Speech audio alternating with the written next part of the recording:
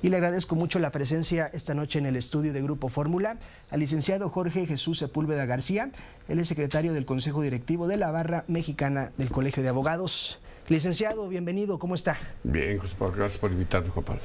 Pues, ¿por dónde empezamos?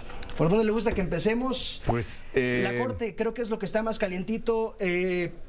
Trasciende que mañana habrá renuncias. Sí. Que le decía yo antes de entrar al aire, creo que son renuncias...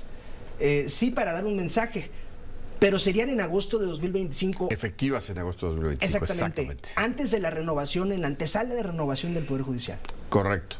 Y entiendo que, o parece ser que hay la intención de declarar inválida cierta parte de la reforma, de acuerdo al proyecto que hoy está circulando del ministro González Alcántara.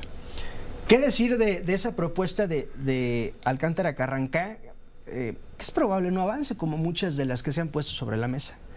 Pues creo que desde mi punto de vista personal, es un lugar medio entre estas vencidas constitucionales, a ver si quién gana. No hay un medio o un lugar común. Creo que este es un lugar común donde cada quien salva la cara, pero esa es mi opinión personal, ¿no? Porque efectivamente hay una facultad constitucional de los ministros de la Suprema Corte para revisar esta reforma de la reforma que ahora hablan de la reforma del 103, 105, 107 de supremacía constitucional. Es verdaderamente un tema de análisis que no... El prohibirle a la Corte hacer su trabajo o al Poder Judicial me parece que es una sinrazón. ¿Por qué? Existen, y teóricamente hablando, ¿no? Existe un poder constituyente. El poder constituyente es aquel que se reunió en el 17 después de la Revolución y dijo: estas son las normas. Ese es el único poder, ese sí no tenía limitación. Era un poder donde estaban todos los estados representados, los que existían en aquel entonces. Se fueron al Teatro de la República allá en Querétaro y sacaron una constitución del 17 con Venustiano Carranza al frente. Existe después el poder reformador de la Constitución, teóricamente. Ese es el poder que lo ejecuta el poder constituido. Lo ejecuta el poder constituido. ¿Cuáles son sus límites? Lo que dijo el poder constituyente. Ese es el límite. Hoy queremos que haya una reforma en donde nadie pueda revisar las reformas a la Constitución. Y si se nos ocurre regresar a la esclavitud, nadie podrá. O sea, tengo que irme al extremo para entender. Evidentemente nadie quiere regresar a la esclavitud. Ahora, Morena y aliados y la propia presidenta Sheinbaum han dicho, quizás intentando suavizar el asunto, si así lo queremos ver, que esto ya existe en la Ley de Amparo, artículo 61. Bueno, es relativo y se refiere a otra circunstancia. Lo cierto es, Juan Pablo, que conforme a las reglas actuales, la Suprema Corte sí puede revisar. Por ejemplo, un ejemplo, también me voy un poco a lo absurdo. En el Senado se discute una reforma a la Constitución y no se aprueba más que por unos cuantos, pero pasa así, sin discusión, y se publica así. ¿Podrá la Corte revisar que no se cumplió con la forma? ¿Sí o no? Por supuesto que sí. Siempre podrá. El derecho siempre está sujeto a interpretación, Juan Pablo. Sí, entiendo. Esto me lo explicaba un abogado constitucionalista el fin de semana, que lo que ya existe en la Ley de Amparo es que justo a través de un amparo no se puede tumbar una reforma constitucional, pero que lo que ahora pretende Morena es sí el amparo, pero también prohibir las controversias y las acciones de inconstitucionalidad, que son dos recursos distintos al amparo. Sí. Lo que estás en revisión, el proyecto que publica el ministro González Alcántara es precisamente una acción de inconstitucionalidad del Partido Acción Nacional y otros partidos. Declara que no es procedente el de un partido, creo que de Coahuila, porque solamente se refiere a o podría atacar legislaciones electorales del Estado.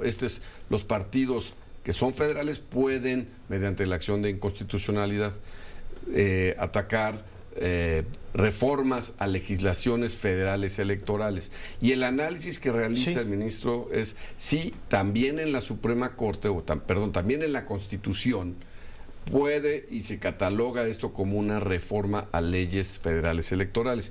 Y ahí comienza el estudio que realiza el ministro en esta sentencia de cerca de 400 hojas. Ahora también, con toda esta controversia, nos enteramos que no hay un antecedente, licenciado, es decir, nunca antes se había intentado tumbar una reforma ya publicada, quizás sí en el proceso, quizás entre que iba de comisiones al Pleno, antes de publicarse en el Diario Oficial, pero ya pactada, ya escrita en el Diario Oficial de la Federación, nunca se ha revertido una reforma constitucional. De acuerdo, pero nunca habíamos tenido una reforma constitucional que acabara con el Poder Judicial Federal, ¿no? Sí. Creo que en esa parte estoy de acuerdo con usted. Grandes males, grandes remedios.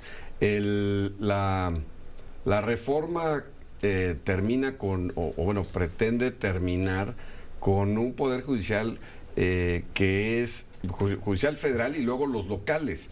Y a través de, supuestamente, el voto, eliminaríamos la corrupción. Creo que estamos equivocados en la forma en cómo se realiza. Creo que es muy importante reconocer el trabajo, la capacitación y la experiencia. En el 94 le apostamos a la experiencia, le apostamos al estudio.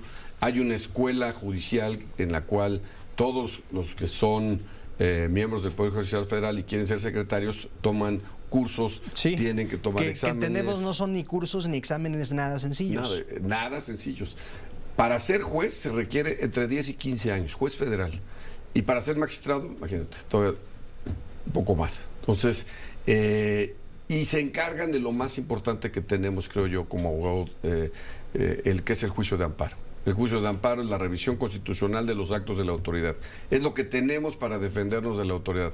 La autoridad por sí misma siempre va a tender a abusar del poder. Es lo natural, no está mal, es natural. Pero lo que tenemos que tener es un vehículo para que la autoridad siempre tenga los carriles por los cuales puede circular. Por eso existe aquel principio de que lo que no está prohibido está permitido, sí, para los ciudadanos. Para las autoridades, solamente lo que les está expresamente autorizado les está permitido.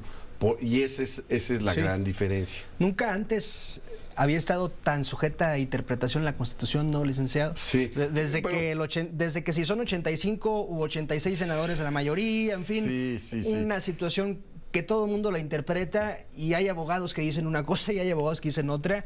Y hay senadores que son abogados. Pero eso es lo bonito del derecho. El derecho siempre va a estar sujeto a interpretación, Juan Pablo. No existe una ley en las 12 tablas ahí en piedra. Siempre tenemos que estar interpretando. Y creo que es importante que entendamos que sí, efectivamente, el partido en el poder ganó con el 55%, pero hay un 45% que también vale y que también es gobernado por este partido y que tiene una opinión distinta. Se les dio una supermayoría de forma que los especialistas han señalado que era irregular, pero ya la tienen. Ahora hay que actuar responsablemente con esa supermayoría, creo yo. Me decía usted que en estos momentos ya hay una crisis constitucional en el país. Pues sí. ¿Cuántas suspensiones de actos otorgados, o sea, suspensiones definitivas? El amparo tiene varias etapas. Una que es la parte de la suspensión. O sea, el amparo es una demanda, una solicitud donde yo le pido a una autoridad. Una solicitud de revisión. Vengo a decirte que esta autoridad está actuando fuera de la ley, ¿no? Por X y Y. Para que los actos de esa autoridad se queden en stand-by, digamos, en suspensión, hay un procedimiento paralelo en el procedimiento que se llama suspensión provisional y suspensión definitiva. La provisional, lo dice su nombre, es por mientras reviso. Exacto. Y la otra es cuando hay una apariencia del buen derecho y entonces después te doy la definitiva. La definitiva tiene que ser acatada. Vemos, desafortunadamente, por ejemplo, suspensiones que se otorgaron definitivas y que por ejemplo, el Consejo de la Judicatura, que le impedía dar una lista, la dio. Eso ya es un desacato. Un desacato, un incumplimiento, y no es bueno para el Estado de Derecho que las autoridades cumplan con las que quieren y no cumplan con las que no quieren, sí, y se vuelvan intérpretes de la Constitución. A mí me parece que cualquier constitucionalista pues tiene o entiende cuál es la gravedad de la crisis constitucional que se vive, y va a costar trabajo regresar a que las autoridades cumplan con las suspensiones. Ahora, ya para finalizar, siempre me gusta que el auditorio escuche cómo podría afectarle a don José, a doña Felipa, a la familia López, todo lo que está ocurriendo. ¿Cómo puede afectarle al ciudadano de a pie común, el que se esfuerza todos los días por llevar el pan a casa, etc., etc.? Mira, si tuviéramos una miscelánea en cualquier colonia nuestra y llega la autoridad y pretende clausurar su miscelánea porque inventa una falta a un reglamento, ese dueño, ante el nuevo escenario en donde los jueces van a ser recomendados por sus vecinos y no tendrán ninguna experiencia, va a tener a su cargo otorgarle o no el amparo. Ese es el grado de importancia que tiene. No tendremos cómo defendernos de la autoridad, tanto en todos los niveles de los ciudadanos, ¿no?